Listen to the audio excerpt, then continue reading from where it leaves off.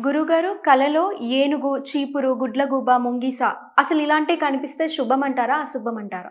ఇవన్నీ మనకి స్వప్న శాస్త్ర వృత్తాంతాల ప్రకారము హ్మ్. ఎన్నో విషయాలు మన కలలో కనపడితే మంచిదే. హ్మ్. ఇప్పుడు మనకి రక్తము, మాంసము, హ్మ్.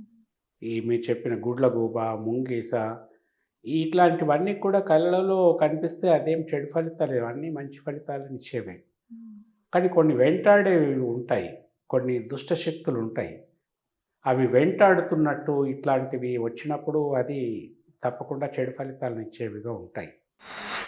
ఇప్పుడు నేను ఫలానాది వెంటాడుతున్నట్టు మీకు వచ్చిందనుకోండి, అది మంచిది కాదు అని చెప్తే, ఈ వినేవాళ్ళు ఎవరైతే ఉంటారో ఇన్ని లక్షల మంది, దాన్ని దృశ్యం రూపంలో ఊహించుకుంటారు అది వెంటాడుతున్నట్టు. హ్మ్. ఇది ఏమిటంటే ప్రకృతి సిద్ధంగా వచ్చినట్టు కాదు. ఇది ఆర్టిఫిషియల్‌గా వచ్చినట్టు. హ్మ్. ఎందుకంటే వాళ్ళకి లేని ఒక ఆలోచన మనం చెప్తున్నాం కాబట్టి, ఇది ఎక్కడొస్తదో మన కళ్ళలోని ఒక భయం వాళ్ళకుంటుంది కాబట్టి అదే వస్తుంది. ఇవి ఏమిటంటే ఇప్పుడు రక్త మాంసాలు కలలోకొస్తే మంచిదే. మలమూత్రాలు కలలోకొచ్చినా మంచిదే. వాటిలో ఈదుతున్నట్టు కల వచ్చినా మంచిదే. ఇట్లాగే ఈ గుడ్లగూబ, ముంగీస ఇవన్నీ కలలోకొస్తే మంచిదే.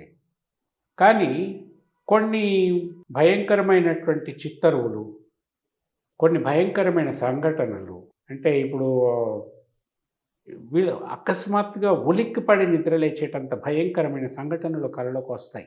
హ్మ్. అవి ఏమిటంటే ఒక విధమైన సంకేతాలుగా చెప్పుకుంటారు వాటిని. ఓకే. అవి రాకూడదు. నేను ఏది అయితే ఇప్పుడు రాకూడదని చెప్తానో అదే మీకు కాన్సంట్రేషన్ ఉంటుంది కాబట్టి అవి వచ్చే అవకాశాలు ఎక్కువ. అందుకే నేను ఎక్కువ చెప్పట్లే. హ్మ్. ఒకటి ఏమిటంటే ఈ భయంకరమైనటువంటి జంతువులు కానీ, ఇవి కానీ ప్రకృతి సిద్ధంగా వచ్చినప్పుడు మాత్రమే స్వప్న ఫలితం ఉంటుంది. ఇది వస్తే స్వప్న ఆహ్, వృత్తాంతం ప్రకారం మంచిది. స్వప్న వృత్తాంత ప్రకారం ఇది వస్తే మంచిది కాదు అని కొన్ని ఉన్నాయి. ఇప్పుడు ఈ ఆ పెద్ద పులి మిమ్మల్ని వేటాడినట్టో, ఏదో పాము మిమ్మల్ని మింగేసినట్టో కల వస్తుందనుకోండి. అది మంచిది కాదు అని నేను చెప్పాను ఫర్ ఎగ్జాంపుల్. హ్మ్. ఇవి ఎక్కడ కలలోకొస్తాయో అని భయపడుతూ ఉంటారు. అవును. సో, కాన్సంట్రేషన్ దాని మీద ఉంటుంది. అవే రావచ్చు. ఇక కొంతమంది ఈ జియోగ్రఫీ ఛానల్‌లో వైల్డ్ లైఫ్ హ్మ్. ఇట్లాంటివన్నీ చూస్తా ఉంటారు. అందులో ఎంతసేపు హింసే ఉంటుంది. అవును. ఆ వైల్డ్ లైఫ్‌లో. ఈ పాములు, గద్దలు ఎట్లా కొట్లాడుకుంటాయి, పాము ముంగిస ఎట్లా కొట్లాడుకుంటాయి, హ్మ్. పెద్ద పులి, చిరుతపులి ఎట్లా కొట్లాడుకుంటాయి, ఏనుగును సింహం ఎలా చంపుతుంది.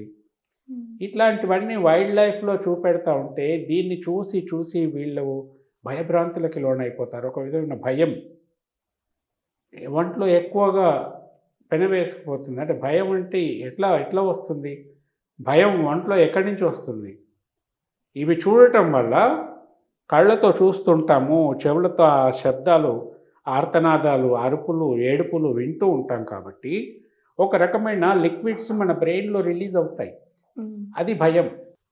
ఓకే. అది ఎక్కువసేపు ఇవి చూస్తూ ఉండటం వల్ల, అవి ఎక్కువ రిలీజ్ అవుతూ ఉండటం వల్ల, హ్మ్. మనకి భయానికి సంబంధించిన తత్వం ఎక్కువైపోతుంది బాడీలో. సో, ఈ జియోగ్రఫీ ఛానల్‌లో వైల్డ్ లైఫ్ ఇవన్నీ చూసినప్పుడు, అవి మనలో ముద్ర పడిపోయి, భయం పేరుకొనిపోయి, అవే కలలోకొచ్చాయనుకోండి, అది అసహజమైన కలలు. ఓకే.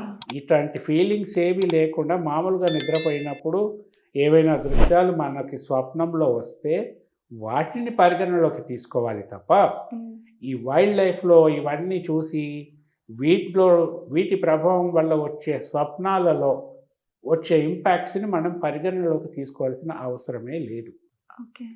మీకు దాని గురించి ఏమీ తెలియకపోయినా సరే, ప్రకృతి సిద్ధంగా మీకు కల పడినప్పుడు, ఆ కలలో మీకు ఎన్నో విధాల హింట్స్ అంటే మనకు జరగబోయే విషయాలకు సంబంధించి హ్మ్. కొన్ని హింట్స్ బ్రెయిన్ ఇస్తుంది. ఓకే. ఆ మంచి కావచ్చు, చెడు కావచ్చు. అది డైరెక్ట్‌గా రావచ్చు, కొన్ని దృశ్యాల రూపంలో రావచ్చు. హ్మ్. అందుకే వీళ్ళేం చేశారంటే ఈ చీపురు కానీ, శవము కానీ, బంగారము కానీ, ఇక శవ దహనం కానివ్వండి, ఈ మనిషి స్వయంగా చనిపోయినట్టు కలపడటం కానివ్వండి, ఇట్లాంటి అనేకమైనటువంటి భయంకరమైన విషయాలన్నింటినీ కూడా శుభప్రదంగా చెప్పారు. పాము కలలోకి రావటం కూడా శుభప్రదమే. పాము కరిచినట్టు కలపడటం కూడా శుభప్రదమే. ఇట్లా అనేక రకాలు ఉన్నాయి. శుభప్రదం కానివేవో అవి కూడా చెప్పారు.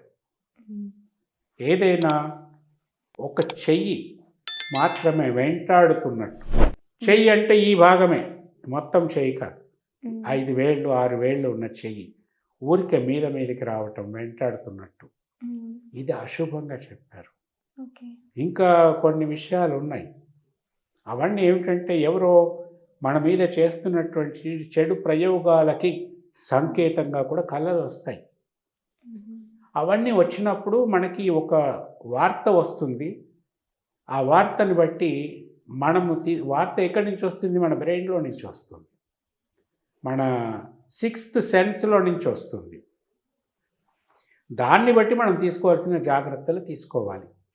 కానీ ప్రతి కళకి చెడు మంచో ఏదో ఉంటుంది అనుకోకూడదు. ప్రకృతి సిద్ధంగా బయట నుంచి ఎటువంటి ప్రభావం లేకుండా కేవలం సాంకేతంగా వచ్చేటటువంటి కళలను మాత్రమే మనం ఒక మెసేజ్ లాగా రిసీవ్ చేసుకొని జాగ్రత్త పడవచ్చు.